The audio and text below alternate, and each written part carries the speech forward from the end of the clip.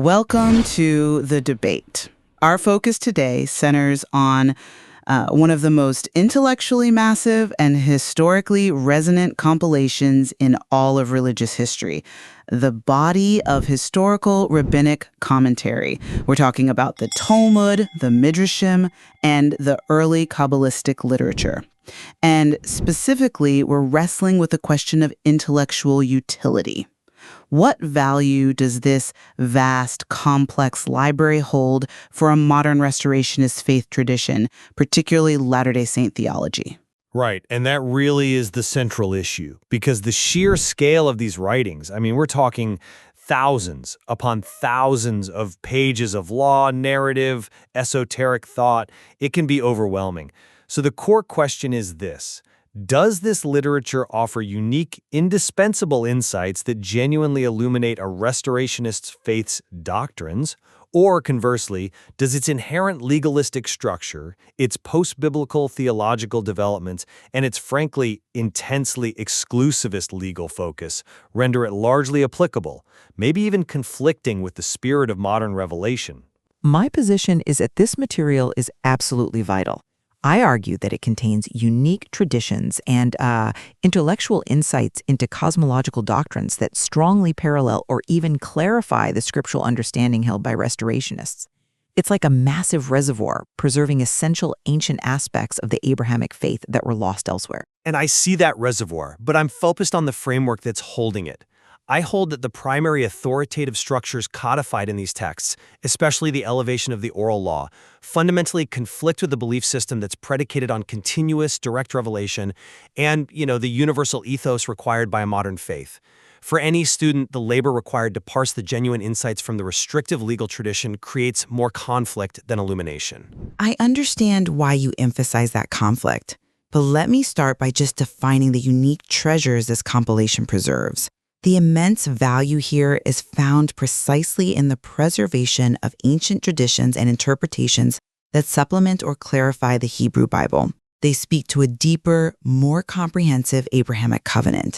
These texts affirm complex doctrines that are often ambiguous or just absent in traditional Christian scripture, yet they align so well with restorationist theology. Can you give me an example of that doctrinal alignment? Sure. Consider the philosophical points in the narrative sections, the andKabbala. They contain these robust discussions of the soul being pre-existent, a concept, central to Latter-day Saints cosmology, but often rejected in traditional Christianity. They also explore the idea that life beyond the grave is still progressive. It's a continuation of learning, not just a static eternal reward. These are deeply illuminating concepts. They show a kind of shared intellectual heritage. Those are fascinating parallels, certainly, but they're often philosophical kernels tucked into a mammoth work of halakha, of practical law. And that distinction matters because the bulk of the Talmud's focus, it's not cosmology, it's regulation. But even the narrative part, the andKabbala, preserves crucial non-biblical details about the patriarchs. For instance, the tradition asserts that Abraham, our common father, observed the whole ceremonial law, even before it was given on Sinai. Now, that single point is profoundly significant.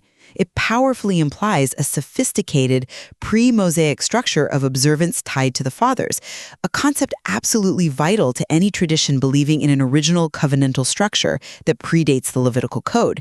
It really restores this idea of a primeval religion.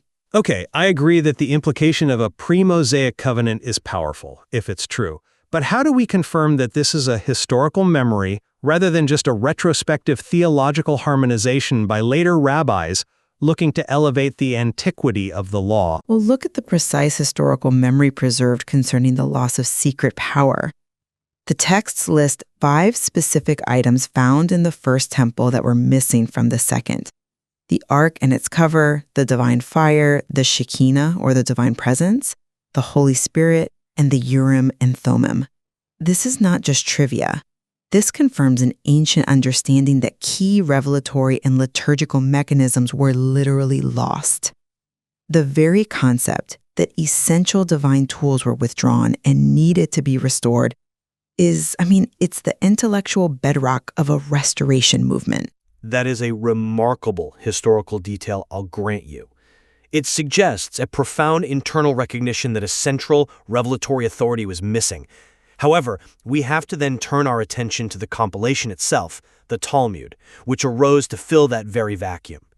The essence of the Talmud is the explicit codification of the oral law, and this creates a system that, almost by necessity, competes with or even supplants the original written covenant. This isn't just commentary, it's the establishment of a new elevated authority structure. But it was a necessary move. They had to keep the tradition viable when the nation ceased to be a nation, when the political and priestly structures were dismantled. The motivation is understandable, yes, but the resulting shift in authority is precarious. For a restoration faith, it's fatal. We find statements that demonstrate this explicitly, declaring that the words of the scribes are more highly valued than the words of the law. And this isn't abstract. The stakes are immense. Transgressing the words of the wise meant being guilty of death. This elevation of human interpretation, this rabbinic hedge, pushes human judgment to an extreme. We have to acknowledge Rashi's comment asserting one must obey the rabbis even when they tell thee that right is left and left is right. That line, while it sounds jarring, is really hyperbole. It's intended to establish the necessity of hierarchy and communal adherence to resolve these incredibly complex legal disputes that arose after the temple system was gone. It's a tool for community coherence, not a theological decree meant to trump divine truth itself. But the issue remains. That level of reliance on human-crafted authority fundamentally conflicts with a system centered on continuous, direct divine guidance through a living prophet. And moreover, this codification led to concrete ethical issues.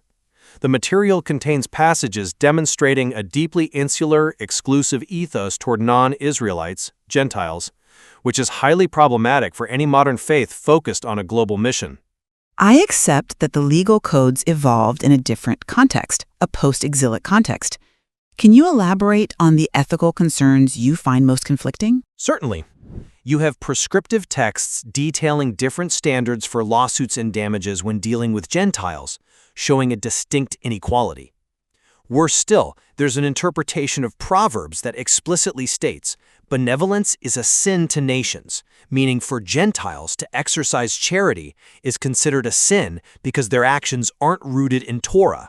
For a universal faith founded on a global mission, that level of doctrinal exclusivity presents an immediate and, I think, irreconcilable conflict. Let's delve into the nature of the traditions themselves, particularly the Agadah.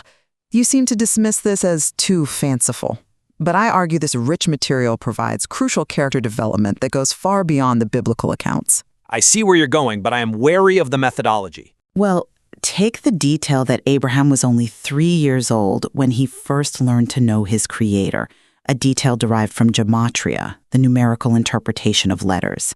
This speaks not just to his age, but to an astonishing spiritual precocity. It illuminates his role as the father of the faithful. I'm sorry, but I just don't buy that the numerical manipulation, the gematria, makes the story any more intellectually sound. While it's a long-standing method, it often yields results that are, well, arbitrary.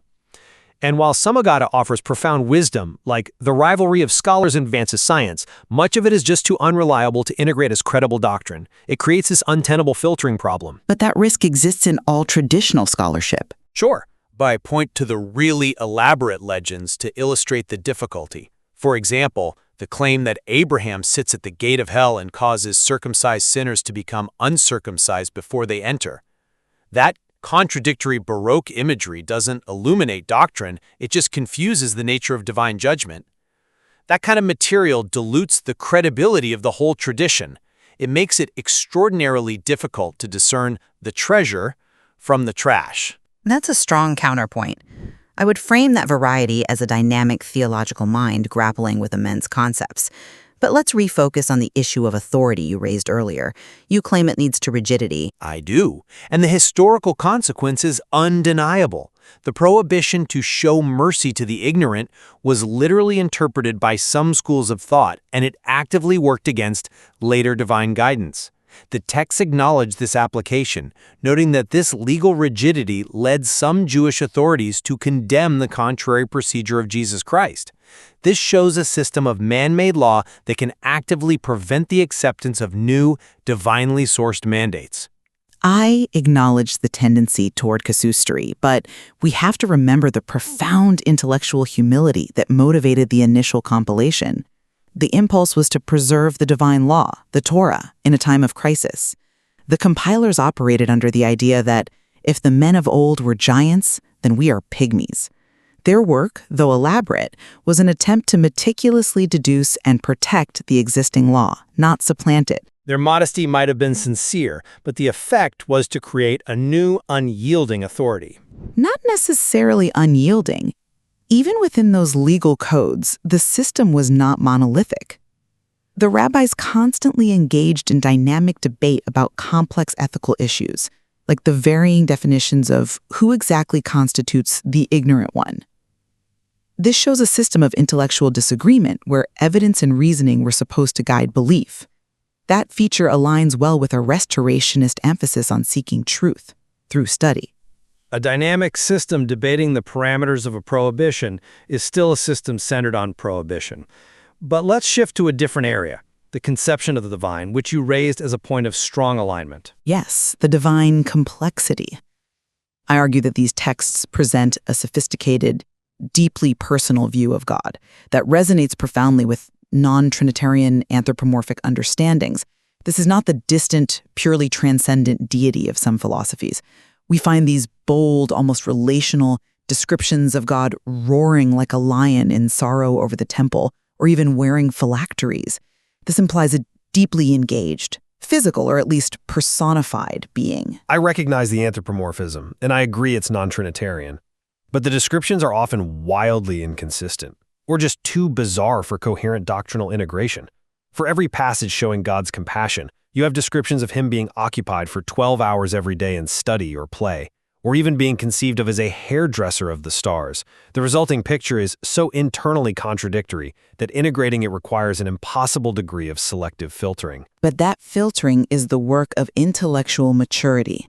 The very fact that these rabbis dare to conceive of God as confessing the evil he had done, or, and this is even more remarkable, the passage where God acknowledges his weakness in argument, saying, "My children have vanquished me," that intellectual bravery, that way of conceiving the divine in terms of humility and relationship, provides a profound starting point for any theology that emphasizes the relational nature of God. I find the concept of being vanquished by my children to be powerful literature, yes.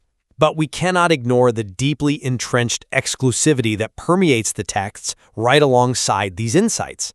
The conflict isn't just legal. It's aggressively doctrinal against later movements. Rashi, the foundational commentator, explicitly defines the heresy of James in the texts as, and I quote, "in other words, Christianity." This confirms a tradition that actively excludes and condemns other covenant-based movements. So the student has to either accept that fundamental exclusion or spend their energy constantly arguing against the text's own core definitions. That historical antagonism, while present, simply reinforces the text's value as an intellectual document. It shows us that the core theological differences were noted and debated fiercely in the early post-apostolic era. The text isn't a theological blueprint, but it is an invaluable window.